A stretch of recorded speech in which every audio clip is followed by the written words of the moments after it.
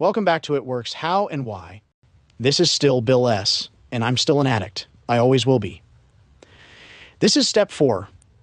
We made a searching and fearless moral inventory of ourselves. By working the first 3 steps, we have formed a solid foundation for our recovery. Our active addiction cannot remain arrested, however, unless we build upon this foundation. As we work the 3rd step, many of us were puzzled. How can we make sure we are really turning our will and our life over to the care of God? The answer is simple. We work the remainder of the steps, starting with step 4. Why work the 4th step? After all, we've been able to stay clean so far, but some of us are still haunted by a driving obsession to use drugs.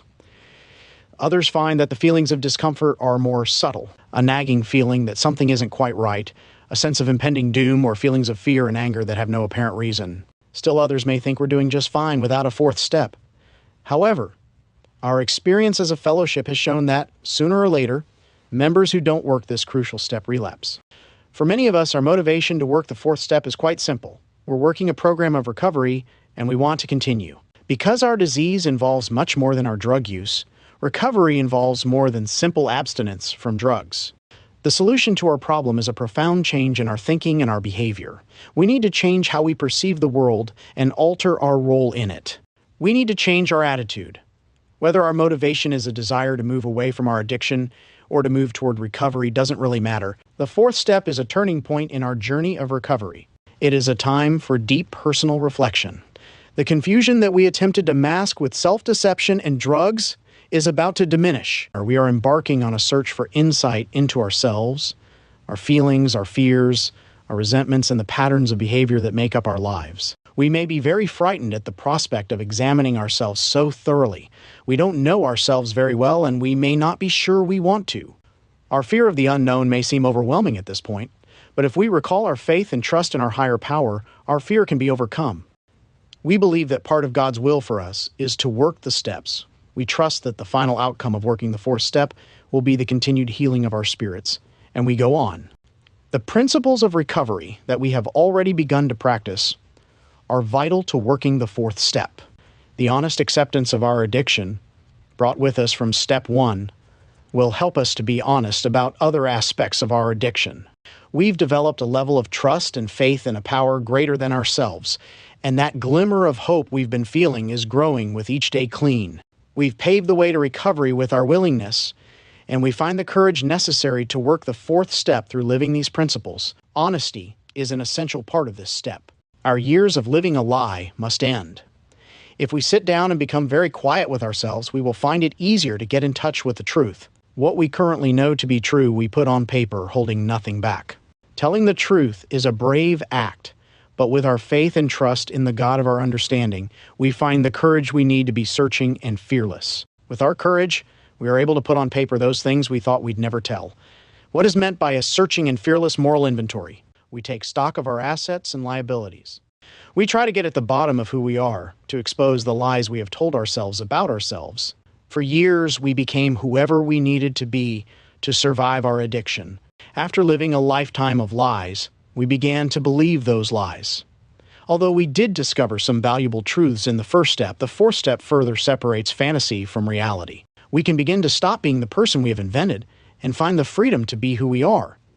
If the word moral bothers us, we have found that talking with our sponsor about our reservations can ease our discomfort. A moral inventory doesn't mean that we will condemn ourselves. In reality, the inventory process is one of the most loving things we can do for ourselves. We simply look at our instincts, our desires, our motives, our tendencies, and the compulsive routines that kept us trapped in our addiction.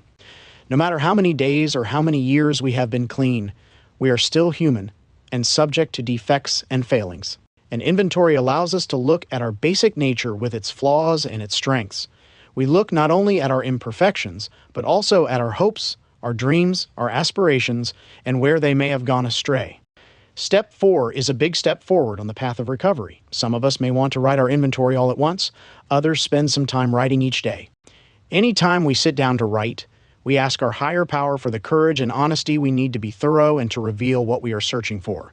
In most cases, we are relieved to find that once we begin, the words seem to flow naturally. We need not worry about what we are writing. Our higher power will reveal no more to us than we can handle. Most of us don't have much experience with the type of self-appraisal we are about to do, and we must have the guidance and support of our sponsor in order to understand what we're doing. Our sponsor may give us a format to follow, certain subjects or points to concentrate on, or just general guidance. Not only can our sponsor provide direction for the actual inventory, he or she can encourage us to be courageous, remind us to pray, and be emotionally supportive throughout this process. We often strengthen our relationship with our sponsor by relying on her or his experience at this time. Consistent action on our fourth step is important. We can't afford to delay work on our inventory. Once we begin writing, we need to continue our inventory until we are done. If we have a tendency to procrastinate, it is a good idea to set aside a certain amount of time each day to work on our inventory. Such a routine establishes our inventory as a high priority in our lives. If we put our fourth step away once we have begun, we run the risk of never returning to it. We are painstaking and detail-oriented in our inventory. We systematically examine all aspects of our lives. We begin to see and understand the truth about ourselves, our motives, and our patterns. It is important that we look at more than one dimension of our experience. What motivated us to act the way we did? What repercussions did our behavior have in our lives? How did our behavior affect those around us? How did we harm others? How did we feel about our actions and others' reactions? While these are only a few of the points we address in our inventories, we have found them and other issues like them to be essential areas to examine. In the fourth step, it is important to take a good hard look at how fear has worked in our lives. Our experience tells us that self-centered fear is at the root of our disease. Many of us have pretended to be fearless when in fact we were terrified. Fear has driven us to act rashly in trying to protect ourselves. We have often been paralyzed into inaction because of our fears. We may have resorted to scheming and manipulating because we feared the future. We went to extremes to protect ourselves from what we saw as potential loss, disaster, and a constant lack of what we needed. In the past, we had no faith that a higher power would care for us. Therefore, we attempted to take control of our lives and everything around us. We used people, we manipulated, we lied, we plotted, we planned, we stole, we cheated, and then we lied some more to cover up our schemes. We experienced envy, jealousy, and deep gut-wrenching insecurities. We were alone.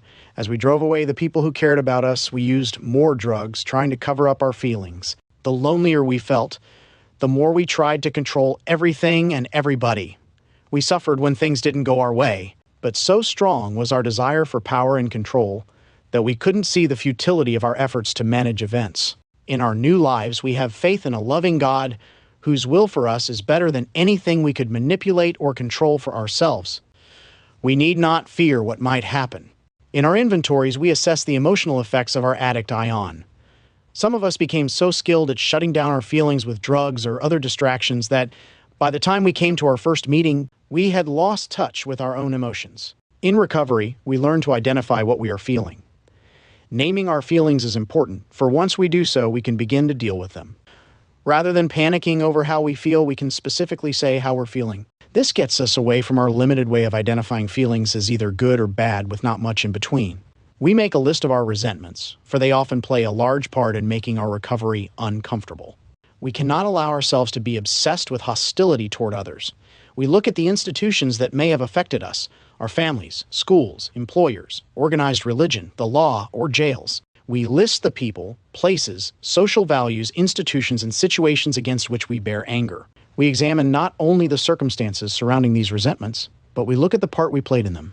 What in us was so threatened that we experienced such deep emotional torment? Often, we will see that the same areas of our lives were affected again and again. We look at our relationships as well, especially the manner in which we related to our families. We don't do this to place blame for our addiction on our families. We keep in mind that we are writing an inventory of ourselves, not of others. We write about how we felt about our families and the way we acted on our feelings. In most cases, we'll find that the patterns of behavior we established early in life are what we've carried with us up to the present. Some of our patterns and choices have served us well, while others have not. Through the inventory, we search for the patterns we want to continue and those we want to change. Writing about all of our relationships is very important, and we'll want to pay particular attention to our friendships. If we gloss over examining our platonic friendships in favor of focusing on romantic relationships, our inventories will be incomplete. Many of us come to NA never having had a long-term friendship because of conflicts within ourselves. Those conflicts were the real grounds for the arguments we started with our friends and our ensuing refusal to work through the disagreement and continue the friendship. Some of us felt that we would end up getting hurt in any close friendship, so before that happened, we arranged the end of the friendship ourselves. We may have feared intimacy to such a degree that we never revealed anything about ourselves to our friends. We may have induced guilt in our friends to ensure their loyalty or indulged in other forms of emotional blackmail. If our friends had others in their lives, we may have felt so jealous and insecure that we tried to remove the threat of their other friends.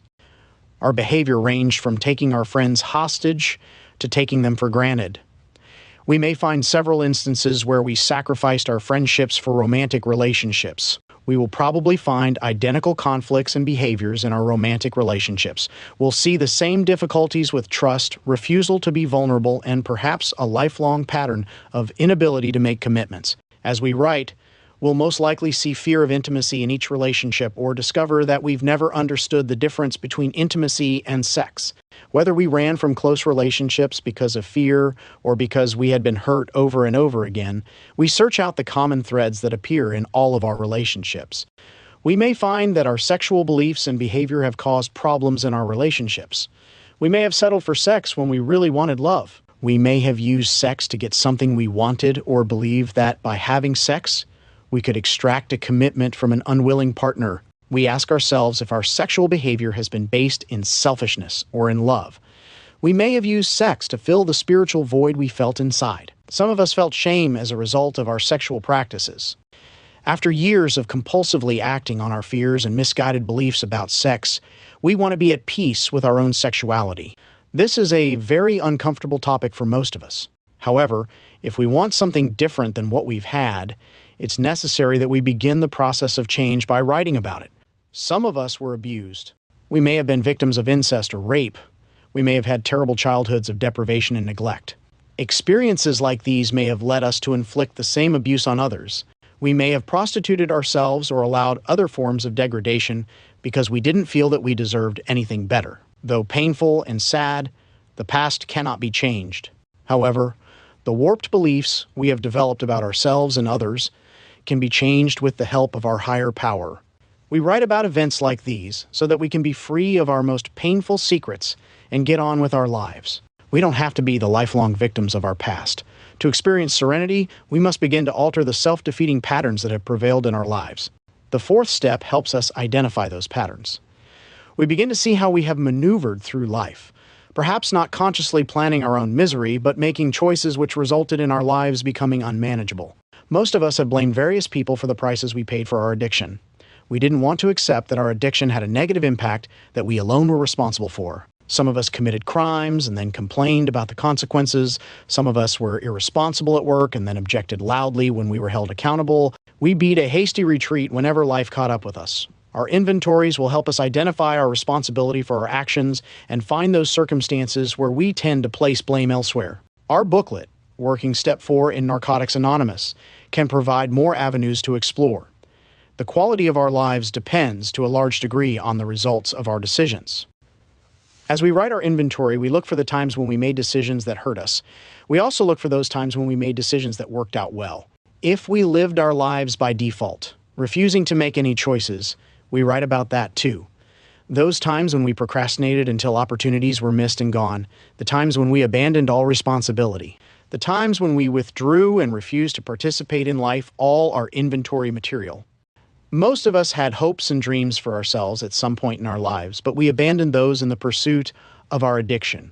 In our inventory, we try to recall our lost dreams and find out how our choices had ruined our chances of having those dreams come true.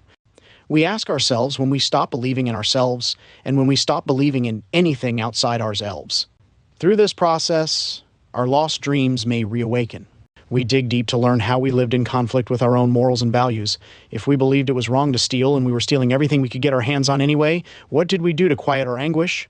If we believed in monogamy but were unfaithful to our partners, what did we do so that we could live with our compromised principles? Certainly, we used more drugs, but what else? We explore how we felt about ignoring our deepest beliefs. In the process, we discover our lost values so that we can begin to rebuild them. In our inventories, we will need to be aware of our assets. With most of us being unaccustomed to looking for our character strengths, we might have some trouble with this task.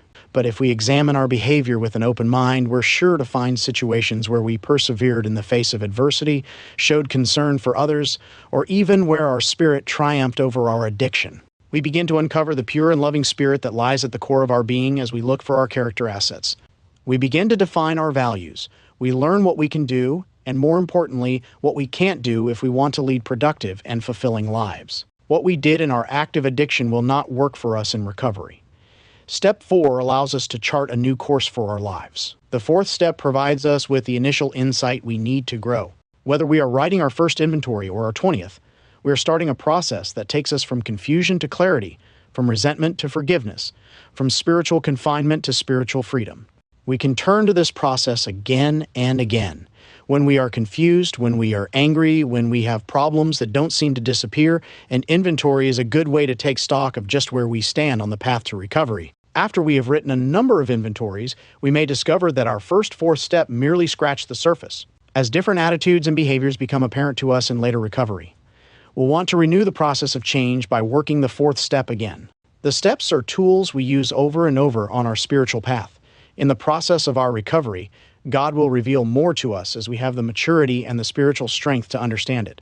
Over time, the nature of the work we have to do is disclosed to us. As we continue in recovery, we begin to resolve some of the basic conflicts contributing to our addiction. As the pain of old wounds begins to fade, we begin to live more fully in the present. The fourth step allows us to identify the patterns, behaviors, and beliefs that show us the exact nature of our wrongs. We have written an inventory of ourselves which has revealed what we can change with God's help. To continue the process of change, we move on, making our admissions in Step 5. This completes Step 4 in our reading. For a deeper dive, head over to the basic text and listen to Step 4. See you on Step 5. Keep going.